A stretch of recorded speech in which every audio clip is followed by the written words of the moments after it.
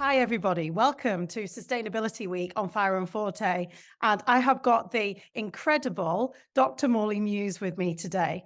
Hello, Morley. How are you doing?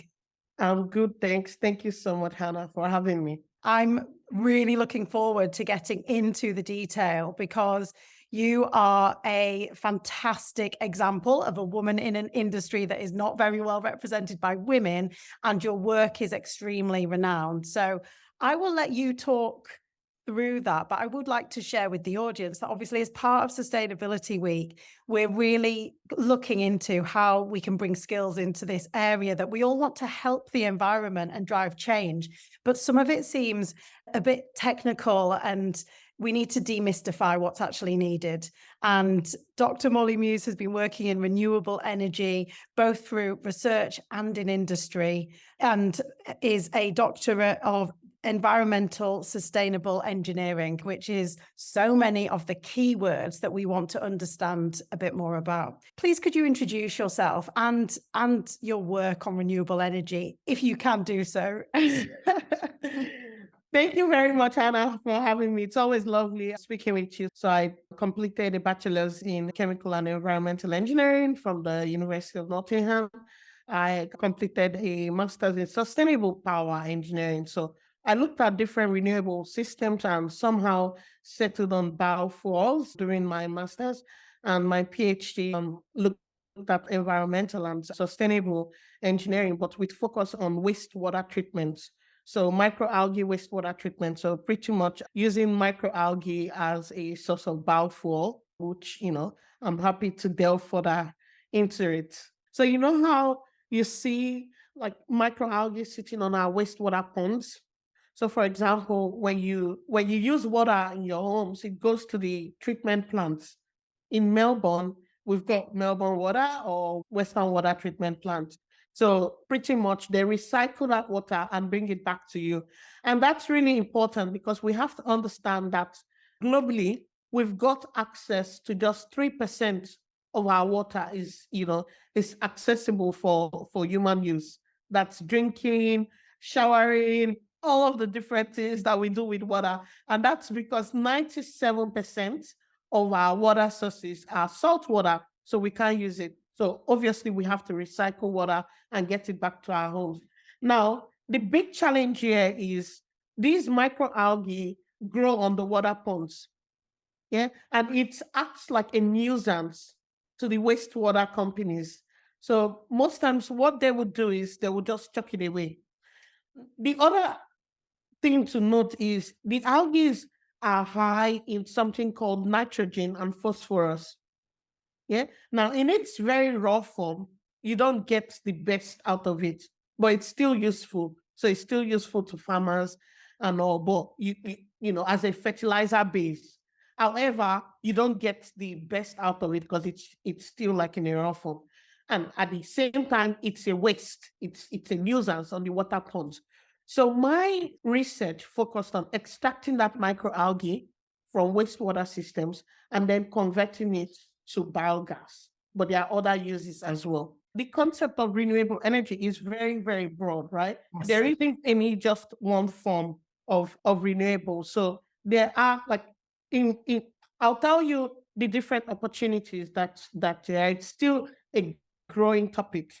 So when you talk about alternative energy, there's a lot of focus right now on solar, which is good. There's focus on wind, which is growing, but also there is the concept of biofuels, which I've just introduced. But by saying that, there are different kind of careers that can come out. You still need like project managers, which you don't need extreme, like engineering or STEM background to do. Think about any industry. You need accountants, you need admin personnel, but more than anything else, I think you need passion. You need to be really passionate and concerned about the environment to really understand, the basic concept of renewable energy. Now, there are certain areas, because it's still a growing industry, so there are certain areas of opportunities. So, for example, when you look at opportunities, you also have to think about challenges. What are the current challenges? And that's where you see what are the current opportunities. So the biggest challenge that we have with renewables is storage. That's one of the biggest problems. So think about solar. You get sun during the day. At nighttime, you don't get any sunlight. So you're only able to generate energy when you have sunlight, right? So then what happens at nighttime when you don't have sunlight? So then that's where people buy back energy from the grid. Mhm. But in an Australian context, one of the things that I always advocate for is the use of large batteries. We've got so much land space. In Australia, more than 70% of our land is arid. No one lives there. So we could actually harness that space to have large batteries. And do they exist anywhere already, large batteries in some of those? I mean, a couple of years ago, I think Elon Musk was very ambitious to build some in Australia. So of course there are, batteries, but we could still do better, So there are opportunities there. So we can think about, things in terms of storage. So it's really about having that passion to lead you to say, okay, what part of renewables am I most passionate about? And then having that understanding. And then these days, there's also the growing interest about nuclear. That's brilliant. The interest, the passion, that could drive you to learn more about the key areas which you've talked us through, which is reading up on solar, reading up on biofuels, reading up on the latest with wind energy, reading up on energy, because that's something that if you're passionate about it, you might be reading about those things anyway. And then I was interested in what you said about look at solutions to the problems that we're having. So are there some issues and problems that come up in terms of persuading stakeholders? So I'm just imagining that some projects take longer than people would want them to. Yes. And maybe they might be more costly. So are these some of the problems that you encounter, or what are some of those examples that you think people could help with, deal with some of the more challenging areas? Look, I would say the area that anyone could help in is really raising that awareness. So for example, where I live, there was like a couple of years ago, we had this issue where there, there was going to be like a dump of some toxic soil, and people didn't really understand like the implication of that. This soil had something called PFAS, so I put my hand up as, like just a local resident, but a concerned local resident that's an environmentalist. And, I was able to create that sort of awareness. I spoke to the community. I think they had about over 1,000 people gathered at this rally, and I spoke to them, and then there was that creating that consciousness about, why it's important for us to take care of our environment. So even with things like climate change, there are some people that think it's a myth, but really educating yourself and educating the people around you to really be able to understand the implication. In today's world, there are a lot more cancers right now than we had in previous times. Why is that? Some of these things links to environmental pollution. It links to water pollution. When we pollute the environment, it goes down to our groundwaters. It goes down to the air. It goes down to the soil. We use the soil to produce food. It goes down to the food. And it takes longer for sometimes these pollutants to. So, renewables goes hand in hand with environmental pollution. So if you are, if you have that ability to be able to rally people around to create that awareness, that's something you can do. Or if you have the opportunity to be able to engage major stakeholders, that's something you can do. There's always something you can do, but it's more about, thinking what can be done. Within your own space, exactly. And also linked to the thing that fires you up, I think, as well. Because if you've got a personal passion about the soil and the health of the food that's coming from the soil, that could be your niche, if you like. Exactly. So there are a lot of opportunities. Like there are heaps of opportunities that could come out of it. Like what I was explaining to you with my project, for example, after you get methane, the remaining part is something called digestate, which is a fertilizer base. So there is an opportunity to even use that to buy the digestate, or maybe form an industry that, helps. These days, a lot of people are getting more interested in growing their own food. We need fertilizers to do that. We need healthy fertilizers to do that. Microalgae can be the answer to that. The pharmaceuticals, there's a lot more need for medications and, different kind of drugs.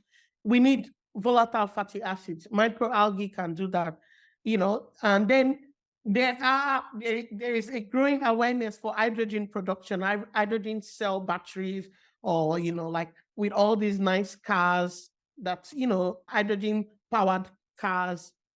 Again, microalgae can do that. Wastewater can do that.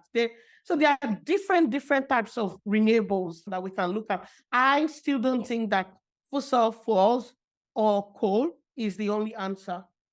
I don't think that we have to continue polluting the environment just because, while I do understand that people still need jobs, we still need energy. I believe that we can be very smart and strategic on how we transition into this new renewable era, especially for our children. When we go down to the origin of what sustainability means, the Brundtland report defines sustainable development as the development that meets the needs of the future without hindering the needs of the present generation. So if we have that as our focus, that we want our children or the next generations to come to still have a home called Earth, we would be conscious of even the very little things that we do that could cause, those that could damage the environment. Excellent point. And I think your point around a smart transition is really something that a lot of people can apply. So if you're working in an organization at the moment that is reliant on a certain amount of power, I wonder if that is where you could get involved in sustainability if you're not already, because you could have an interest outside of home. But when we talk about the smart transition, if you were curious in your business about how are we powering this manufacturing, or how are we powering then you could actually maybe get involved in, do you think that you need people in businesses, in organizations, in governments to help with this transition? What role do those people play? Look, it's everyone for this transition, the energy transition, everyone needs to get involved. So not just people in government, everyone from the little child to the oldest, person, everyone needs to get involved. With government, we need policies. We need new policies. They need to create more policies to encourage the transition. With companies, we need to start encouraging companies to generate their own energy. So, for example, with wastewater companies, rather than buying energy from the grid, we tell them that while you are treating your waste, you could use that algae that is a nuisance to generate on-site electricity. So you don't need electricity from your grid, but you could use the algae through methane production to generate energy, right? With our homes, we could use solar, and in areas where we could use tidal energy, we could use hydro energy. These things are not, it's a little investment for a lifetime or for a generation of gain. So I think everyone needs to get involved, even with the ways we design our homes. We could maximize it with, our designs, with, climate change, with energy conservation in mind. So, for example, I did this some time ago. I worked on this project where I did this thing called sustainable lighting, where I designed an art center and a library, having sustainability in mind. And then some of the things we did, we ensured that the design had things like daylighting. So where I am now, I'm not turning on the lights. I can see it's during the day, right? You just have to open up the windows. You don't necessarily have to turn on the lights. If you don't need it, why do you use it? So it's really even our habits. Those little habits. Yes, absolutely. And I'm thinking, okay, so if you're a woman in your 40s and you've been in a certain career, how might you translate your experience and your passion into a career? And what you've talked about there is government and policies. So what role do you work in government? Do you work with government officials? Can you help shape policies there? talked about alternatives to different powers Yes. in the business that you work at or wherever that you work. That's about helping look into alternatives. And maybe Yes. some businesses probably bring in Well, Hannah, you don't even necessarily, it's not just, when we put it that way, it almost feels like the power still lies with, you have to be in government or something. You don't have to. You could decide to start a company that supplies, like good fertilizer, or let's say you've worked, as an admin in any previous company. You could transition and begin to work in a renewable energy firm, or you could start businesses. We need more women-led businesses. That's really how we can get more women into work. More than anything else, take for example in STEM in Australia, science, tech, engineering, and maths, there are only 29% of women working in STEM. Now, if you look at just employment alone, it's not going to answer it. We're not going to increase the numbers or the statistics just through employment. We need to also think about women owning businesses and women, supporting businesses. If you're in that capacity to sponsor or to invest in women-led businesses, I would encourage you to, because take for example, last year in 2022, just about 3% of VC funding went to women, women founders, even though over 22% of founders in Australia are women. So, you could decide to start a renewable energy business, and you might not have the technical expertise, but you could partner with someone who does. And the way to increase it is by, you're passionate, you don't have the expertise. I'm passionate, but I have the expertise. Let's work together and let's create something. You might be very good in business and with no engineering skills, and that's okay. Let's bring that business idea together and the engineering idea together and form a powerhouse. So that's all it takes to make change or to effect change. So you don't necessarily need to, and really education, it's not just a 3-year degree or a 4-year degree or a 5-year PhD degree. Education is a constant thing, it's a continuous thing. The only difference is just a piece of paper that says, hey, you're Dr. Morley, and hey, you're Morley Muse. There is no difference. It's just really educating, like constant educating yourself and constantly educating, like reading more about that concept and really, really doing the work. So I would say the way to go about it is to begin more companies. To make it easy, even like a lot of solar companies, they still need suppliers. You could even start from there. It's not that difficult, to start some of these companies. Wind energy companies are also beginning to gain a lot of attention in Australia. And then biomass. Biomass is another area that is growing rapidly. There is a lot of like sewage treatment using poop to generate energy. We won't run out of poop. We won't run out of cow dung. Great. Like that. And that's energy. So you don't necessarily need to, if anyone is watching or listening and, you're like, I really want to make a difference. I want to make an impact. I like the concept of climate change, climate tech or whatever, but I don't have skills. And look, I'm also open to consultations. So I do a lot of consulting in the renewable energy space. I cover, all things renewables, solar, wind, biomass these days. That's absolutely excellent. It's extremely motivating to hear. And also, if I reflect on everything that you've talked about, there's some really big themes around having the passion and educating yourself, thinking about how much you can drive awareness of the subject and how much that would probably educate yourself at the same time, and then find like-minded people, and you might be able to partner with those people and set up businesses. Because we use the term network sometimes, and actually it's just having conversations with people at the allotment because you're both interested in planting and growing your own food, and that could grow into, pardon the pun, your own business. And then you've just given some great examples of industries to research: solar, wind, biomass. So that's brilliant. I'm just going to end with asking you about iSTEM Co. and how people can get involved with iSTEM Co. Obviously, it's awesome that individuals or businesses or organizations can have a consultation with you, but you've also got a platform, haven't you, that is specifically for women in STEM. Could you just talk us through that and explain how people could get involved? Sure. So what iSTEM does, it's a platform. We enable employment for women in STEM. So if you are, looking for a STEM role, we work with big companies to, help them source talent. But what we've done this year around March, we launched a new platform called DEIR. So www.deir.com.au. DEIR.com.au. So DEIR stands for diversity, equity, inclusion, and retention.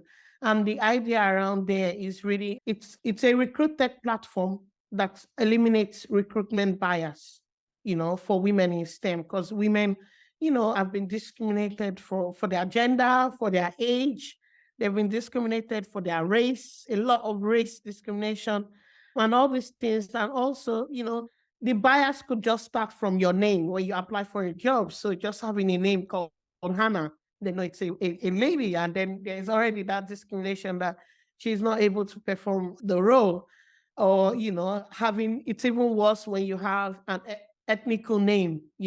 So what our platform does there, they eliminates that bias by assigning a number.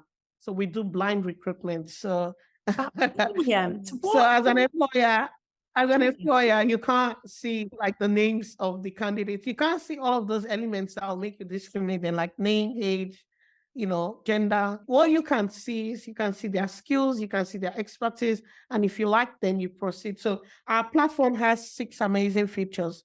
Anonymous recruitment. We've got a job benchmark. We provide guidelines for employers when they post, because the other reason why women don't apply, unfortunately, is the terminology that employers use. They make it sound very ambiguous and very technical, but sometimes the roles isn't that.